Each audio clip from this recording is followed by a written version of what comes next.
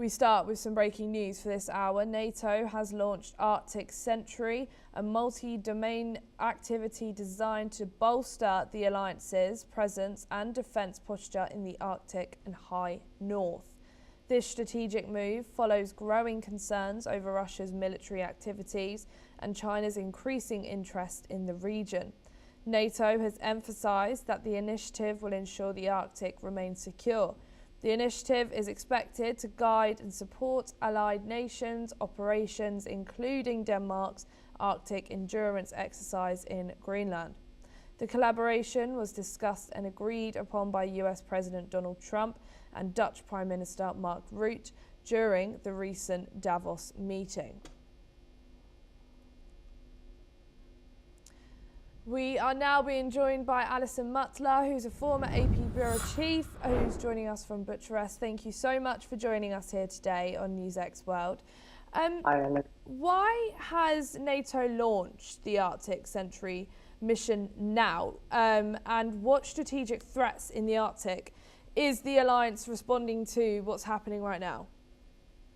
Well, I think we know at the beginning of the year, Donald Trump, the American president, said that the US simply had to acquire Greenland, and that set off all kinds of signals and tensions with Europe, because Greenland is basically part of Denmark. It has some autonomy, but it's basically part of Denmark.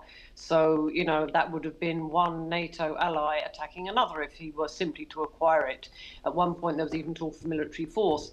So there have been a flurry of diplomatic discussions. Europe has made its position clear that this is part of Danish territory, and the US simply can't just have it.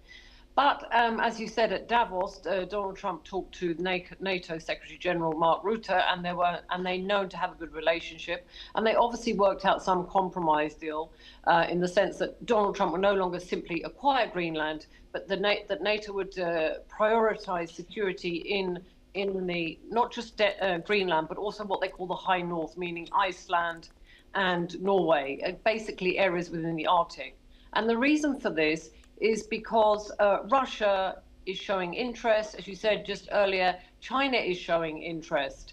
And the world is changing. There is climate change, there are precious resources in Greenland particularly, and new maritime routes. And so NATO needs, or it feels it needs to act swiftly and decisively so that other hostile powers or rivals, big powers such as China and Russia, do not get there first and do not create problems. They want to secure their own position. They want to secure it because it's no longer a region of peripheral interest. It is, or peripheral security. It is considered key security in today's world. And what does Arctic Sentry mean for NATO's relationship with Russia? And could this further escalate tensions in the region? It will mean a new front for Russia. I think I would imagine that Russia would like to act rather covertly and gain influence there without NATO noticing, and that's not going to happen now.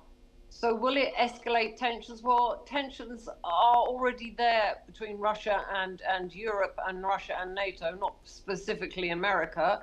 But Donald Trump has called Russia a rival with regards to Greenland.